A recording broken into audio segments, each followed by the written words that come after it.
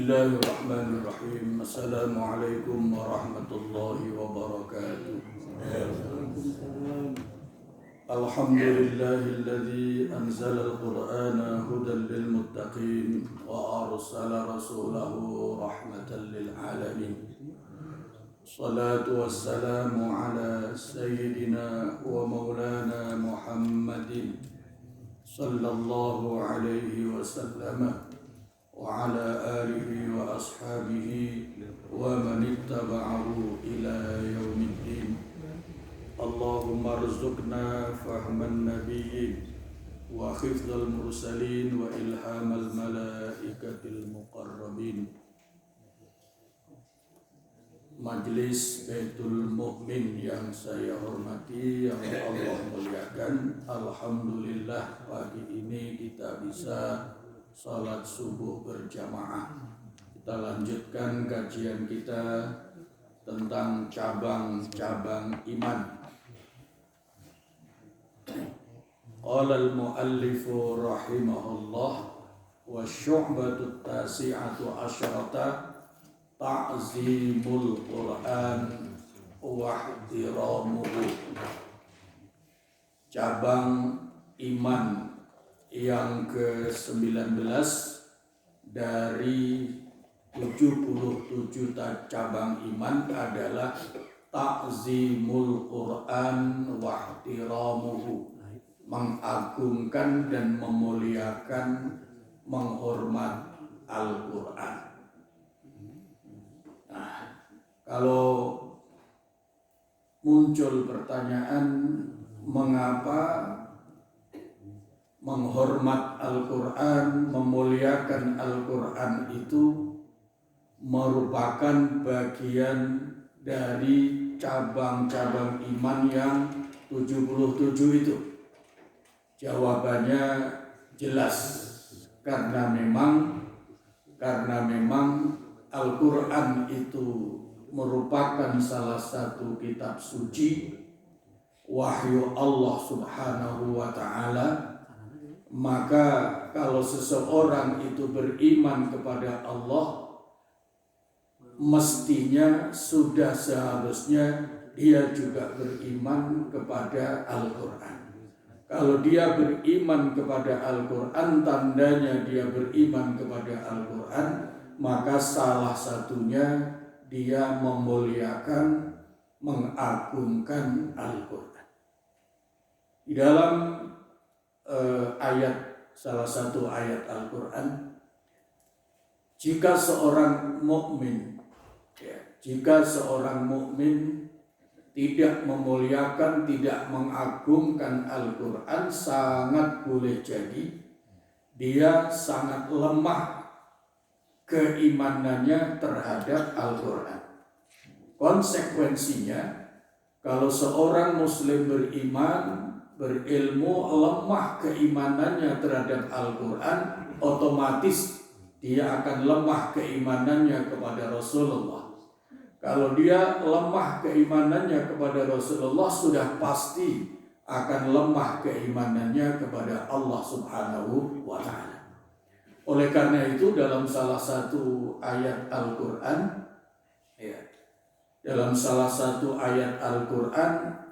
dirangkaikan 3 rukun iman itu.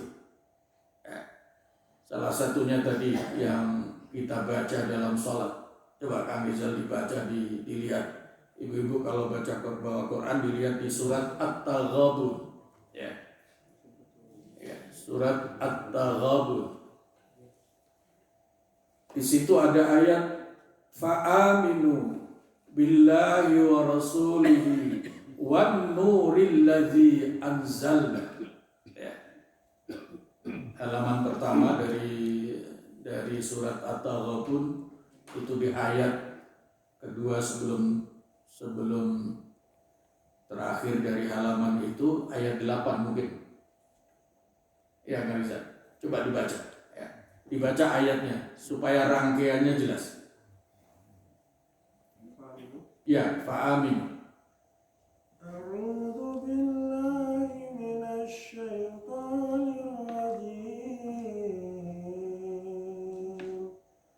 Bismillahirrahmanirrahim. Fa'aminu billahi wa rasulihi wan nuril ladzi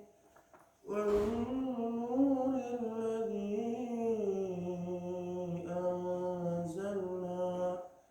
Wallahu bima ta'maluna khabir. Maka berimanlah kamu kepada Allah dan Rasul-Nya dan kepada cahaya Al-Quran yang telah kami turunkan. Dan Allah Maha teliti terhadap apa yang kamu kerjakan.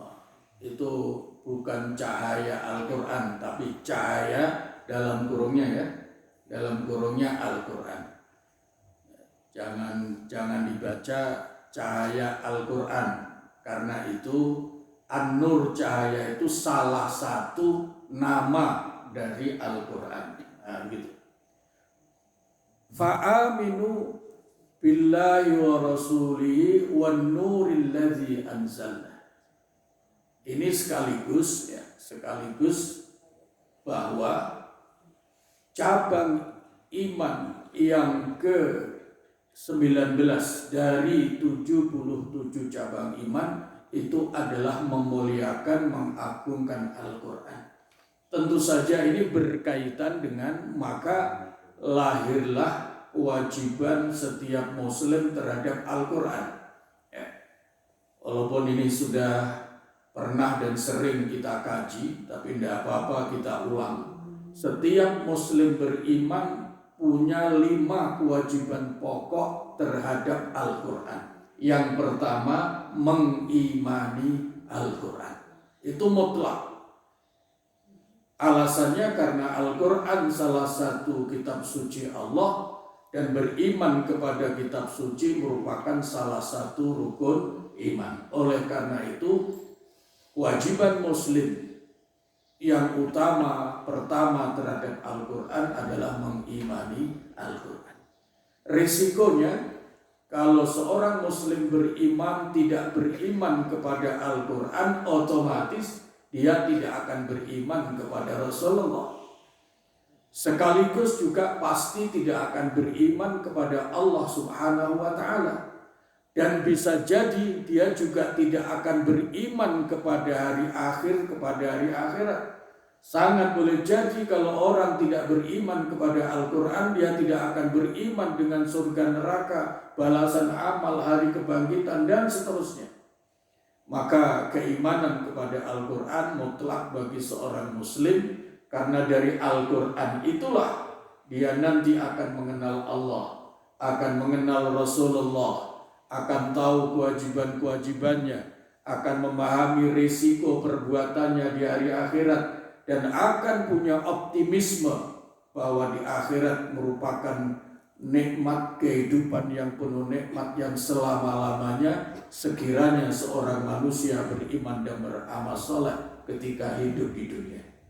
Oleh karena itu dalam ayat tadi, ayat 8 ya, ayat 8 surat At-Taghabun itu dirangkaikan ya, 3 rangkaian rukun iman sekaligus.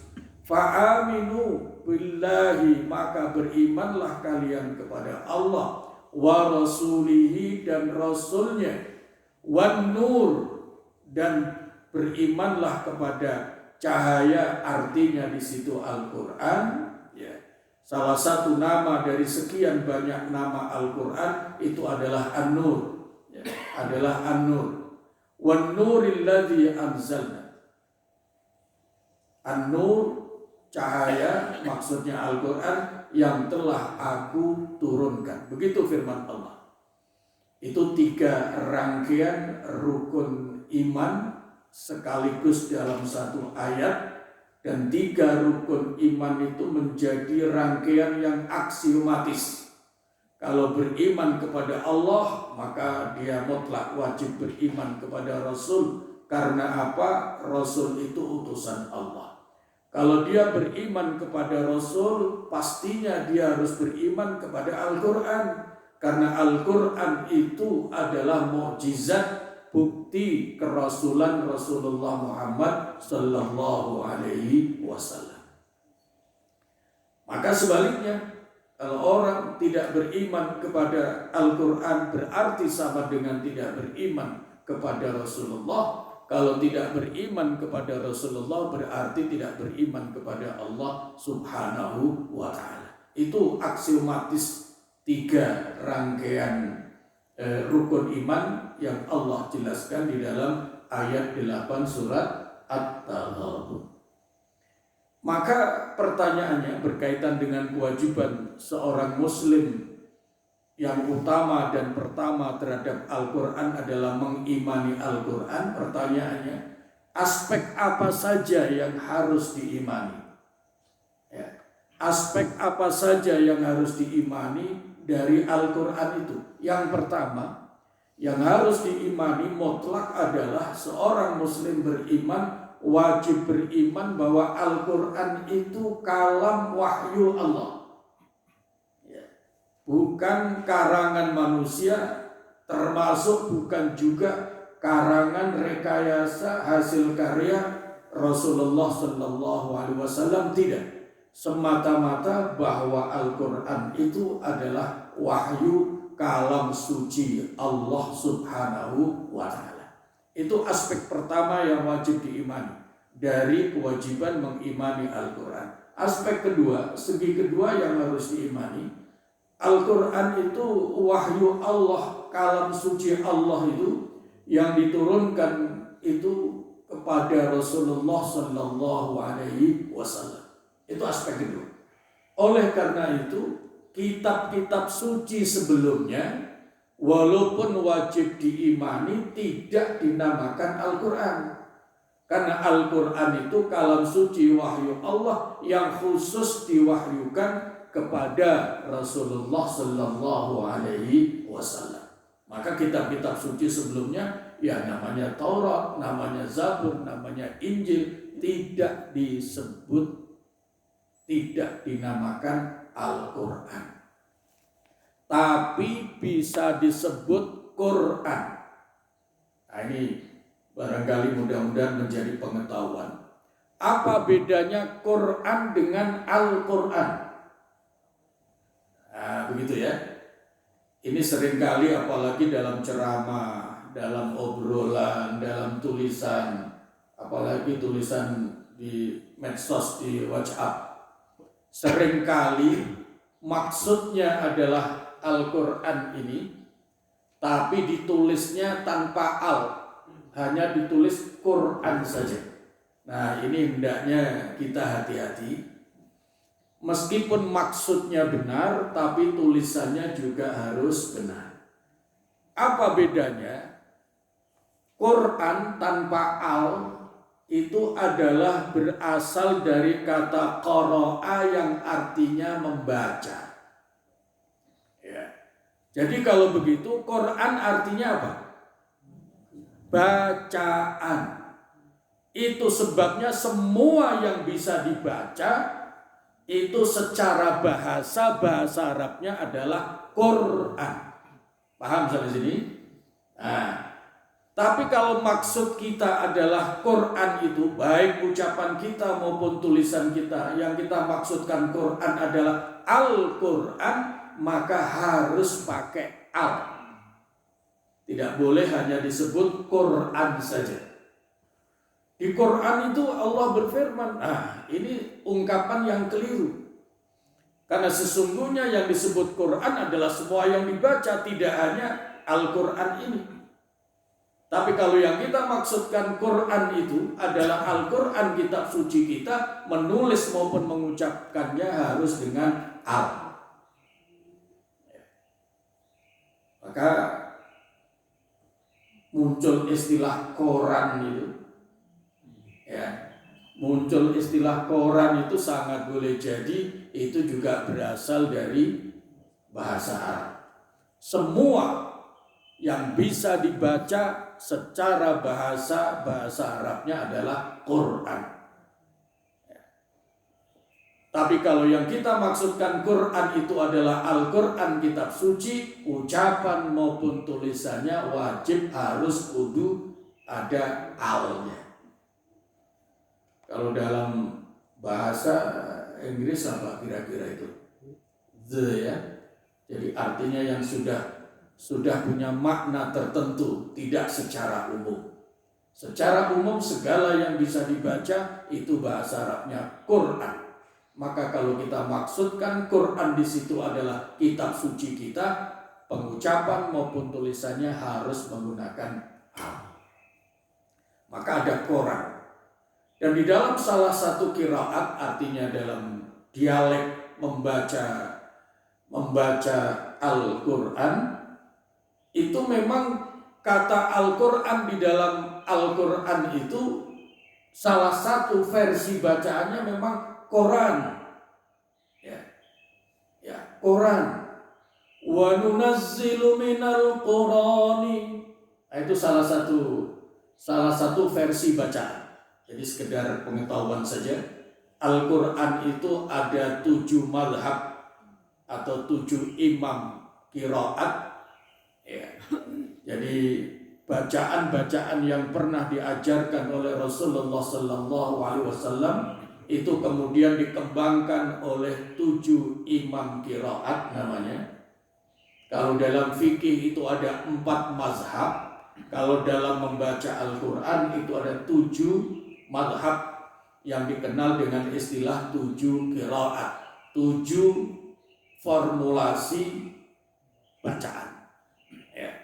Nah, masing-masing imam ini punya 2 jalur riwayat, sehingga total bacaan Al-Quran itu secara umum ada 14 macam bacaan Al-Quran. Nah, bacaan Al-Quran yang kita pelajari itu hanya satu. Ya, yang di Indonesia ini rata-rata belajar membaca Al-Qurannya hanya satu madhab atau satu qiraat, yaitu qiraat dari Imam Hafaz, dari Imam Asim, terus jalurnya sampai Rasulullah Sallallahu Alaihi Wasallam. Itulah yang disebut sanad. Ya, itu yang disebut sanad, rangkaian bacaan Al-Quran yang benar dan bisa dipertanggungjawabkan sampai kelak di hadapan Allah Subhanahu wa Ta'ala. Nah, itu salah satu versi bacaannya tentang Al-Quran itu Quran. Wa nunazzilu minal Qur'ani ma huwa shifaa'un wa rahmatun lil mu'minin. Minal Qur'ani. Tapi kalau bacaan kita minal Qur'ani jelas. Tapi kalau versi bacaan lain itu minal Qur'ani. Ya. Tapi bagi yang belum belajar enggak boleh niru sekedar telinganya, enggak boleh. Bacaan Al-Quran itu harus ada guru langsung. Ya. Namanya musyafahah, dari muka ke muka yang kemudian disebut talaqi.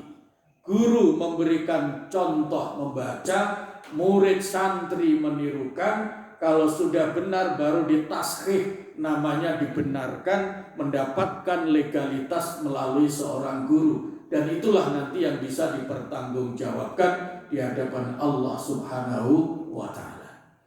Karena kalau Al-Quran itu tidak dibaca dengan benar sesuai yang diajarkan oleh Rasulullah Sallallahu Alaihi Wasallam, lalu dilanjutkan oleh para sahabat, para ulama, kemudian sampai kepada para guru dan sampai kepada kita, kalau tidak sesuai dengan itu, kelak di hari akhirat itu akan menuntut. Itu sebabnya ketika sahabat Ali ditanya tentang makna warattilil Qur'ana tartila, baca Al-Quran itu dengan tartil, maka yang dimaksud tartil adalah tajwid, iqta'u kulladzi harfin haqqahu, yaitu memberikan hak-hak huruf sebagaimana yang harus diberikan. Nah, setiap huruf dalam Al-Quran itu minimal punya 3 hak.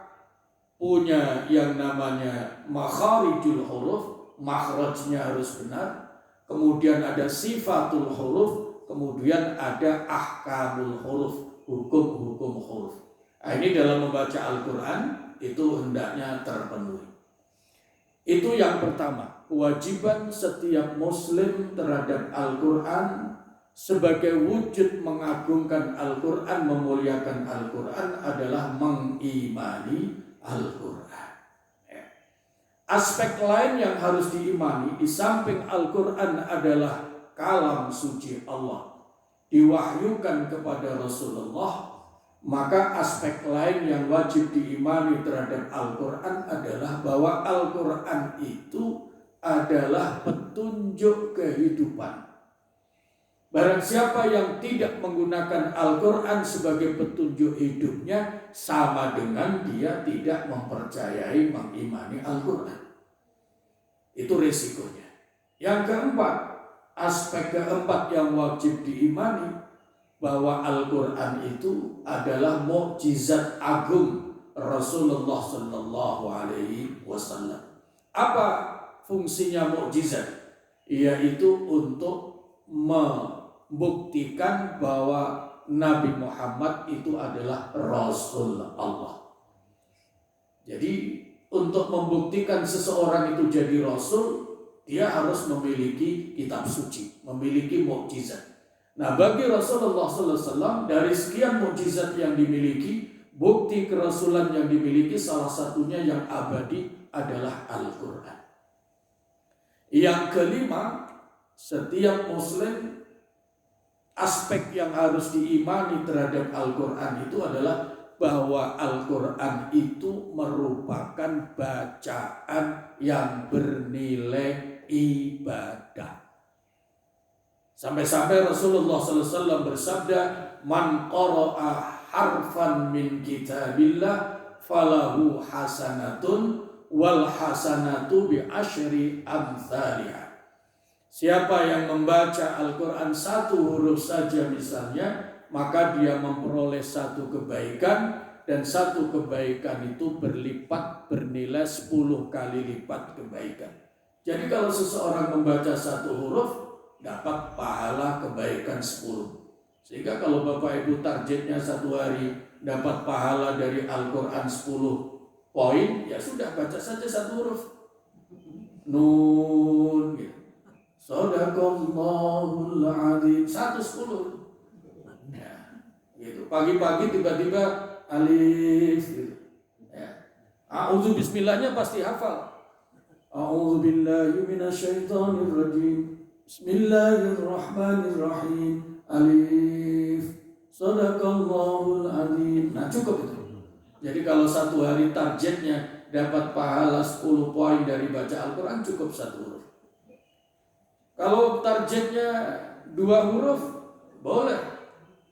Bismillahirrahmanirrahim. 2 huruf apa? Yasin. 2 huruf dapat 20. Shadaqallahul adzim. Udah begitu. Ya. Kalau mau 30 lumayan ditingkatkan alif lam mim. Itu kan 3 huruf. Itu nilai ibadahnya orang baca Al-Quran.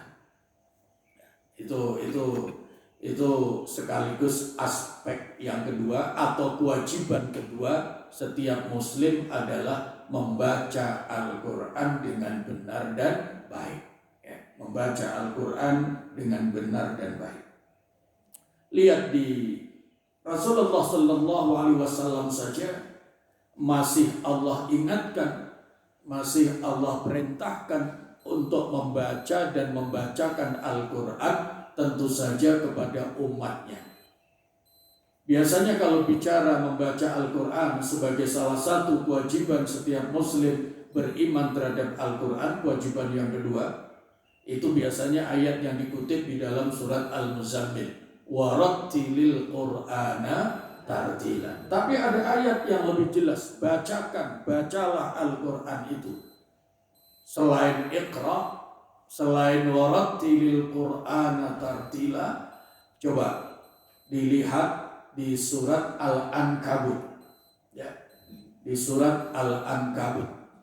Itu ada ayat utlu ma uhiya ilaika minal Qur'an.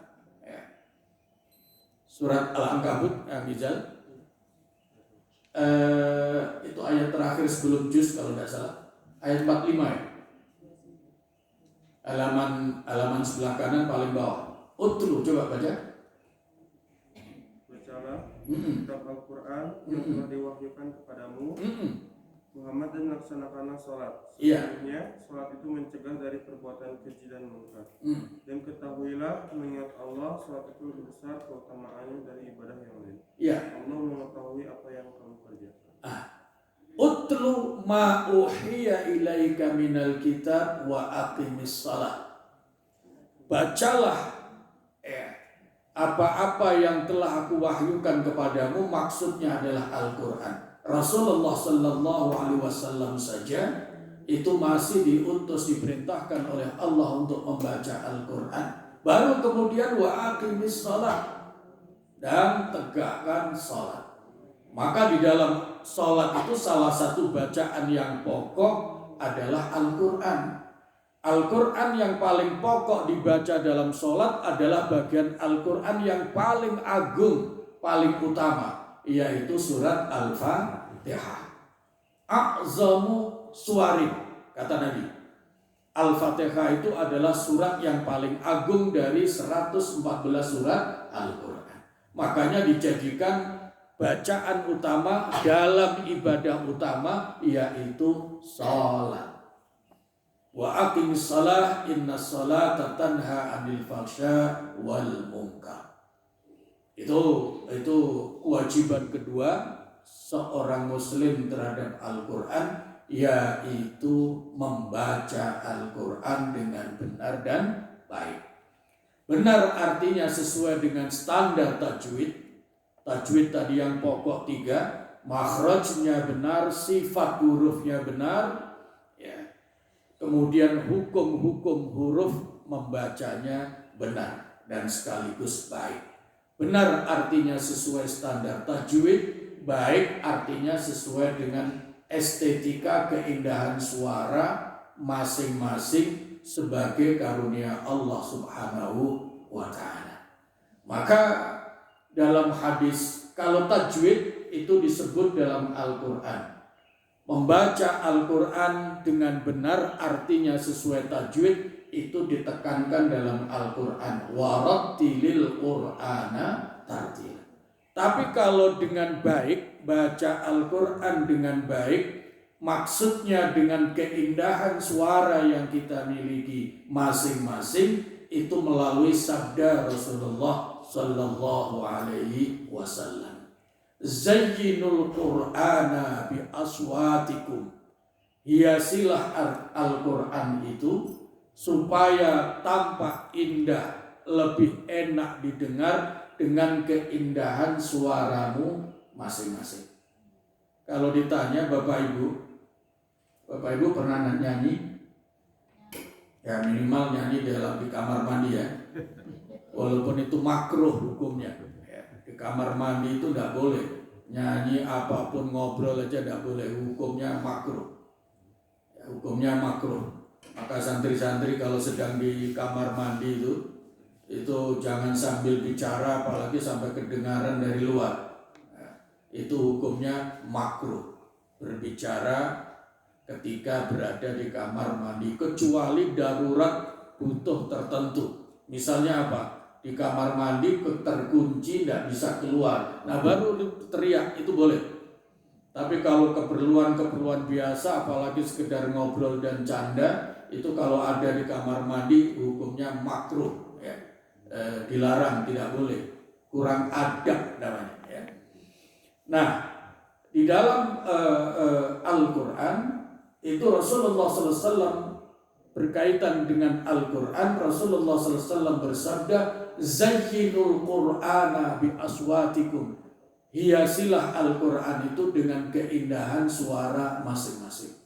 Maka cirinya nanti, kalau Bapak Ibu mulai baca Quran dari alif, ba dan seterusnya, mulai tertatih-tatih membaca, itu kalau sudah senang mendengarkan bacaannya sendiri, nah itu tandanya sudah mulai baik. A'udzubillahi minasyaitonir rajim. Kalau Bapak Ibu merasa bisa nyanyi, lebih senang nyanyi sendiri atau mendengarkan nyanyian orang lain? Perasaannya merasa nyanyinya lebih bagus atau nyanyian orang lain? Nah, gitu ya. Nekat aja tuh walaupun suaranya seperti itu. Kalau sudah mulai bisa nyanyi, apalagi lagu-lagu baru, biasanya pede saja, ngerasa lebih bagus dibandingkan penyanyi aslinya. Ya begitu. Kemudian dikomentari oleh yang dengar, kamu itu sesungguhnya diam lebih indah daripada nyanyi. Gitu. Nah, dalam hal Al-Quran itu Rasulullah SAW itu menganjurkan agar dihiasi dengan suara-suara indah kita. Makanya ada pelajaran tahsinul qiraah, memperindah bacaan. Nah, begitu ya, memperindah bacaan. Yang belum indah dibaca supaya baik, supaya indah. Yang sudah indah ditingkatkan supaya lebih baik. Kalau sudah begitu terus ditingkatkan supaya menjadi bacaan Al-Quran yang terbaik. Itu kewajiban kedua setiap muslim terhadap Al-Quran. Yang ketiga, kewajiban setiap muslim terhadap Al-Quran yang ketiga, di samping mengimani, membaca dengan benar dan baik, adalah mempelajari sekaligus memahami, mendalami isi kandungan Al-Quran. Isi kandungan Al-Quran. Di dalam berbagai ayat itu ada ayat-ayat Al-Quran yang berkaitan, misalnya di surat Muhammad. Coba dilihat di surat Muhammad. Seringkali kalau kita mempelajari Al-Quran itu dengan berbagai istilah. Mungkin di masjid ini juga ada ya, majelis tadabbur Al-Quran. Ya. Ada tadabbur alam, ada tadabbur Al-Quran. Seringkali begitu. Mau rekreasi saja diistilahkannya tadabbur alam. Padahal ketika sudah berkeliaran di alam itu sempat berpikir apa tidak, yang penting melihat keindahannya, tapi menggunakan nama tadabbur alam. Padahal yang dimaksud kata tadabbur dalam Al-Quran itu sampai tingkatnya bukan hanya melibatkan intelektualitas, tapi sampai kepada spiritualitas untuk lebih memperdalam iman. Itu makna dari tadabbur. Maka kalau ada yang menyatakan tadabbur alam, mestinya dari melihat, menyaksikan keindahan alam itu sampai dia meningkat keimanannya kepada Allah Subhanahu wa Ta'ala. Tapi kadang-kadang enggak, melihat alam yang indah ketika rekreasi, alih-alih menyatakan alhamdulillah, subhanallah. Kalau kagum biasanya apa yang muncul? Subhanallah itu kalau majelis Baitul Mukmin ya. Kalau dalam masjid, kalau sudah di alam kira-kira apa yang diungkapkan? Idun gitu ya. Gitu ya. Itu luar biasa ungkapan-ungkapan yang kadang-kadang terlepas dari kesadaran kita. Ya. Luar biasa. Ya kalimat-kalimat gitu. Padahal sesungguhnya kalau diungkapkan subhanallah, masya Allah, tentu itu lebih bernilai. Coba dilihat di surat Muhammad. Di surat Muhammad itu ada afala yatadabbarul Quran am ala qulubin aqfaluha. Ayat berapa? 20 berapa? 24. Coba dibacakan. Maka tidaklah mereka menghayati Al-Quran ataukah hati mereka sudah tertutup. Afala yatadabbarunal Qur'ana am ala qulubin aqfaluha. Mengapakah mereka tidak mentadabburi Al-Quran atau, nah perhatikan ini pentingnya. Tadi saya katakan tadabbur itu tidak sekedar memahami. Kalau memahami itu cukup intelektualitas. Tapi kalau tadabbur itu hendaknya melibatkan penghayatan kalbu sehingga pemahamannya makin dalam dan kemudian berpengaruh kepada peningkatan keimanannya. Itu sesuai dengan ayat 24. Afala yatadabbarunal Qur'ana am 'ala qulubin aqfaluha. Mengapakah mereka tidak mentadabburi Al-Qur'an, atau memang hati mereka ada sumbatan, hati mereka tertutup? Maka orang-orang munafik itu mereka paham terhadap Al-Qur'an, tapi tidak merubah kelakuannya, munafiknya terus bertambah-tambah. Karena apa? Pemahamannya tidak sampai kepada hati, karena tidak melakukan tadabbur. Oleh karena itu kalau Bapak Ibu meminjam istilah tadabbur, tadabbur ini satu istilah Al-Qur'an. Kalau Al-Qur'an menggunakan sebuah istilah, pasti bukan bahasa biasa. Itu adalah bahasa istimewa. Karena apa? Karena Al-Qur'an itu kalam Allah. Tidak ada bahasa dalam Al-Qur'an itu bahasa yang biasa-biasa saja. Bahasa yang Allah pilih pasti bahasa yang istimewa. Oleh karena itu makna-maknanya juga tidak sekedar makna sesuai dengan pemahaman kita, tapi satu istilah dalam Al-Qur'an itu memiliki makna yang lebih dalam. Ya, sana disebutkan ada makna lahir, ada makna batin. Makna batin yang terkandung dalam Al-Qur'an itu jauh lebih dalam, lebih luas dibandingkan makna harfiah secara tekstual.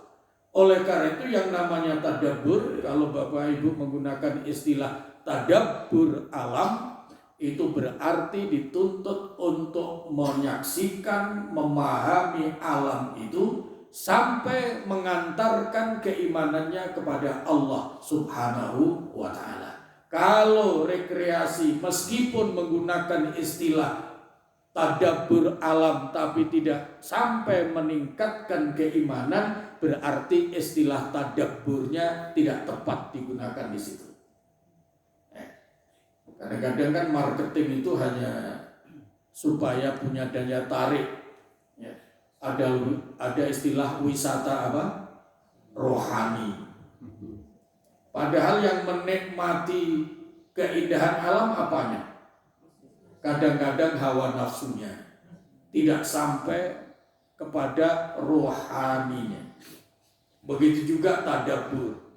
Itu mestinya mulai diperhatikan, mulai dianalisa, mulai dipahami, kemudian dihayati sampai kepada tingkat meningkatkan keimanan kepada Allah Subhanahu wa ta'ala. Itulah yang disebut tadabbur. Makanya di dalam surat An-Nisa itu, di dalam surat An-Nisa itu ada ayat yang menyatakan tandanya orang itu tadabbur Al-Qur'an sampai menyatakan Rabbana ma khalaqta hadza batila.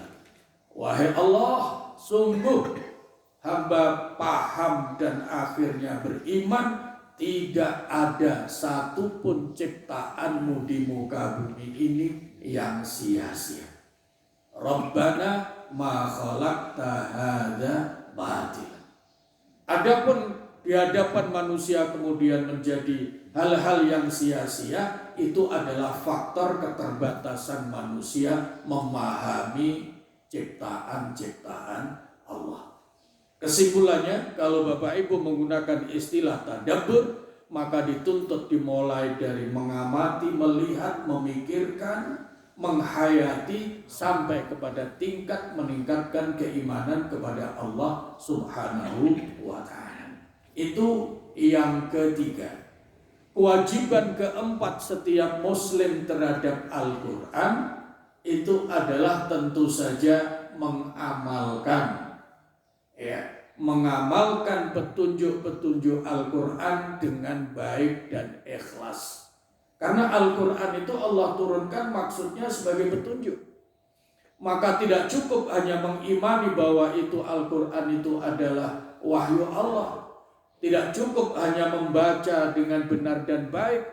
Tanda orang itu menghormat, memuliakan Al-Qur'an, maka dia punya kewajiban untuk mengamalkan, mengikuti petunjuk-petunjuk Al-Qur'an. Nah, salah satu ayat yang menyatakan itu ya sangat banyak sekali. Contoh misalnya hafizu 'alas sholawati wassolatil wusta, pelihara sholat-sholat kalian.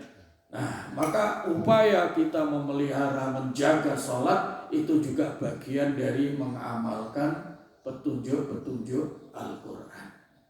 Al-Quran sebagai petunjuk, maka kalau tidak diikuti petunjuknya sama dengan menyia-nyiakan Al-Quran. Nah, itu bagi seorang muslim merupakan sebuah larangan yang luar biasa. Ya, larangan yang sangat betul-betul harus dihindari. Jangan sampai masuk orang yang menyia-nyiakan Al-Quran. Salah satu buktinya tidak mematuhi petunjuk-petunjuk perintah-perintahnya Al-Quran. Jangankan tidak mengikuti, mematuhi petunjuknya, sekedar tidak senang kepada Al-Quran, ini yang harus hati-hati. Sekedar tidak senang kepada Al-Quran saja, itu bisa menghapuskan amal-amal seorang muslim. Coba kami lihat lagi di surat Muhammad. Kembali di surat Muhammad. Ya. Di dalam Al-Quran itu tadi, ya ayyuhalladzina amanu in tansurullaha yansurkum wa yusabbit aqdamakum. Sebelum ayat afala yatadabbarunal Qur'an. Ya. Itu di halaman kanan di tengah-tengah tuh. Ketemu? Ya ayyuhalladzina amanu in tansurullaha yansurkum wa yusabbit aqdamakum. Walladzina kafaru fata'sallahum wa adalla a'malahum. Ketemu? Surat Muhammad halaman kanan bawah. Ya. Dzalika bi annahum karihu ma anzalallah. Coba dibaca.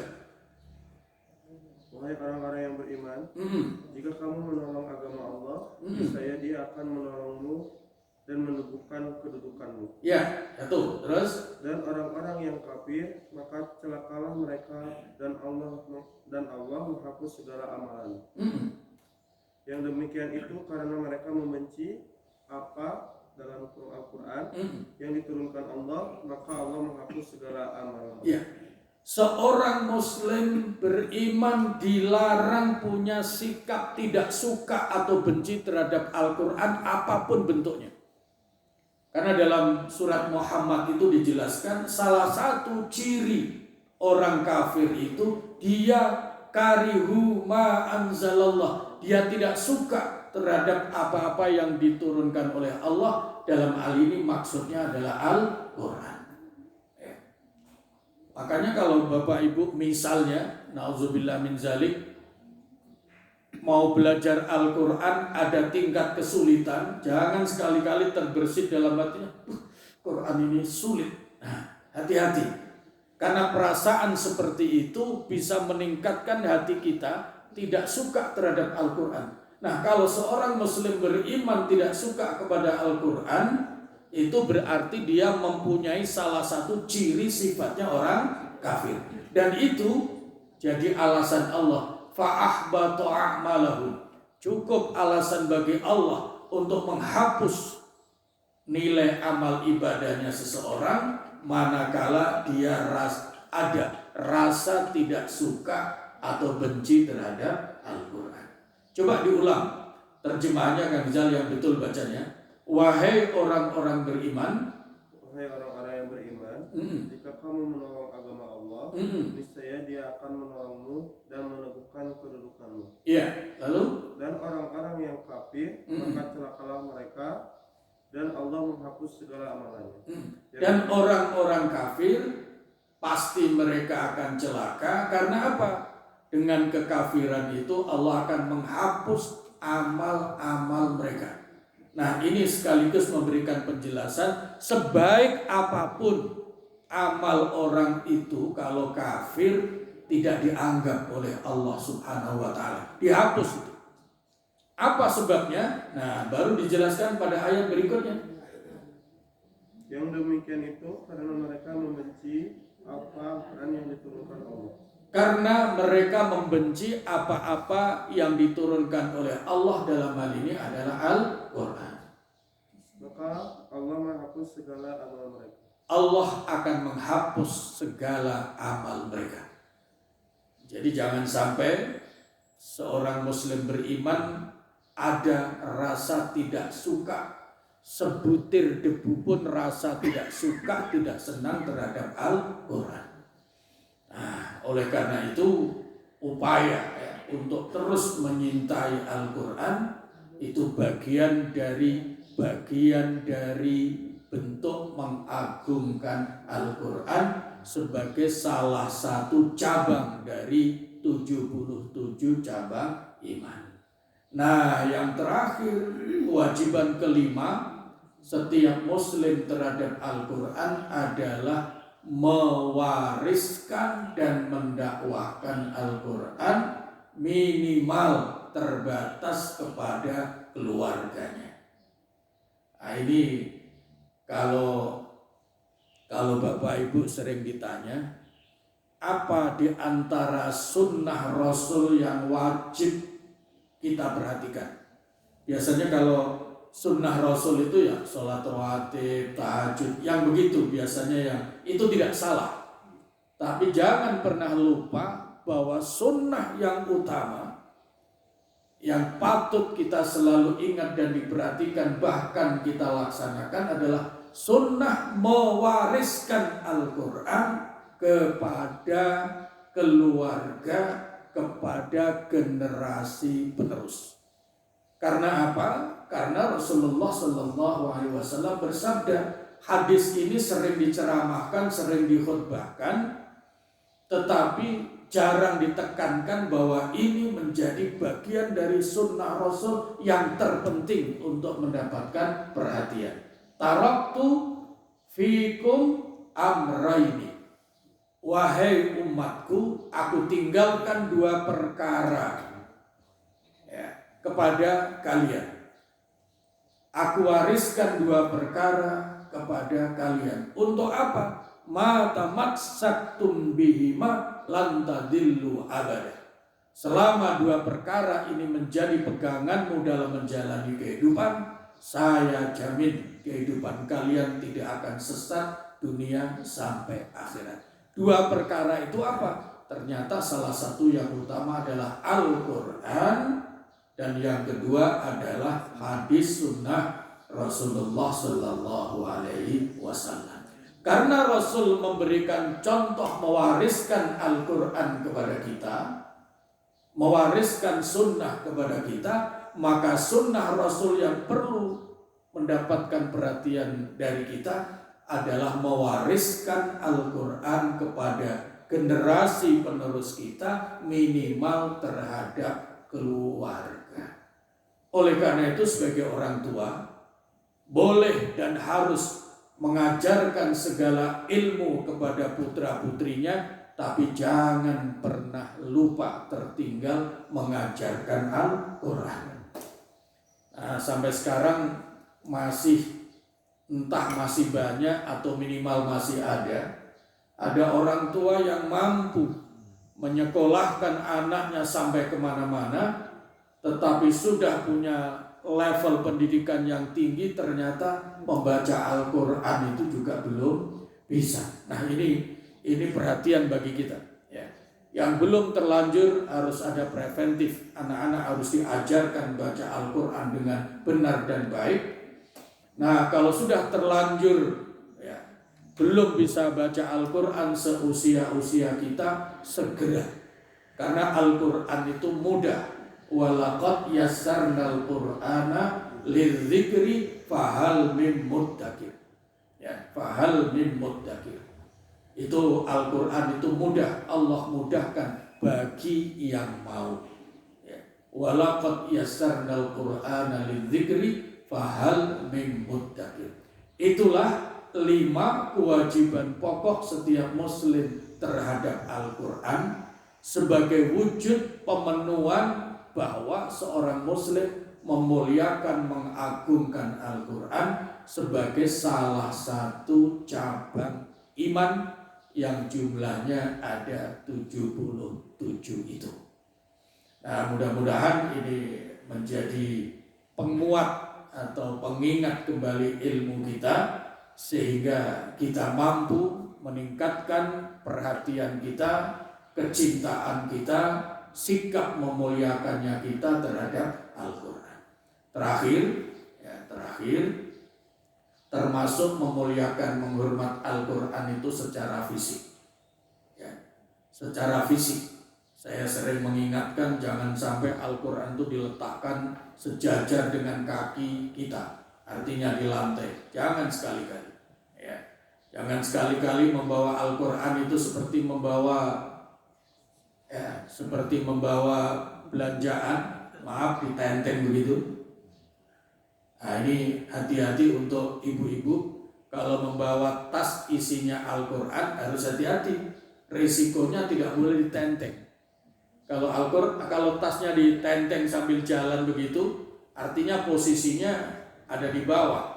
Nah, ini seolah-olah kurang mengagungkan Al-Quran. Kemudian yang ketiga yang perlu mendapatkan perhatian, kalau punya Al-Quran di rumah, jangan sampai menumpuknya itu ada di atasnya ada yang lain. Saya masih sering melihat kalau ada orang jamaah baca Quran itu kalau sama bawa HP-nya ditaruh di mana biasanya? Pak Rudi kalau bawa Quran sama HP biasanya kalau diletakkan HP-nya ditaruh di mana? Nah, ini jangan sampai, jangan sampai. Ini kesannya seolah-olah HP itu lebih mulia dari Al-Quran. Kalau mau naruh di bawah, itu caranya. Ini salah satu ta'zimul Quran wa ihtiramu, memuliakan Al-Quran. Karena apa? Jangan sampai punya perasaan, ini kan tulisan biasa, tulisan Arab biasa. Sama dengan buku-buku yang lain tulisan Arab, tidak.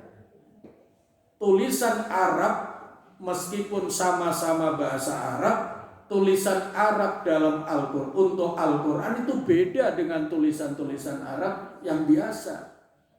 Namanya saja beda. Kalau bahasa Arab meskipun sama-sama dari kanan, itu istilahnya rosam imla'i, itu istilah. Tapi kalau untuk Al-Quran khusus rosam Utsmani, rosam Utsmani, untuk mempelajari bagaimana kaedah-kaedah penulisan Al-Quran itu ada pelajaran khusus. Ada pelajaran khusus. Minimal kalau di kuliah itu minimal itu 1 semester penuh mempelajari bagaimana menulis as-sholatu wa yuqimunas sholata. Nah, kalau tulisan imla'i bahasa Arab biasa, as-sholat pasti lamnya pakai alif. Tapi kalau tulisan Al-Quran enggak boleh, pasti pakai waw. Bacaannya sama, tapi tulisannya beda. Itu istilahnya rosam Utsmani. Untuk khusus tulisan Arab untuk ayat-ayat Al-Quran. Oleh karena itu, meskipun sama-sama bahasa Arab, kelihatannya secara fisik juga sama dengan buku yang lain, tapi seorang muslim beriman tidak boleh punya pandangan wujud mushaf kitab suci ini dianggap sama dengan buku yang lain sehingga ditumpuk-tumpuk sembarangan, apalagi sekedar menaruh HP. Itu hendaknya HP letakkan di bawah. Jangan sampai ada benda apapun yang ada ditaruh di atas Al-Quran. Itu saja bernilai ibadah. Hati-hati seperti itu. Karena apa? Niatnya memuliakan Al-Quran. Siapa yang memuliakan Al-Quran sama dengan memuliakan Islam. Siapa yang memuliakan Al-Quran sama dengan memuliakan Rasulullah SAW. Siapa yang memuliakan Al-Quran sama dengan memuliakan Allah Subhanahu wa Ta'ala. Karena Al-Quran itu kalam Allah, Al-Quran mukjizat Rasulullah, dan Al-Quran itu sumber utama agama Islam. Mudah-mudahan bermanfaat. Ada pertanyaan? Kalau tidak, Pak sudah. Ustaz, tadi menyimak kamar mandi, apakah berlaku untuk semua kamar mandi yang ada WC-nya dan tidak? Satu.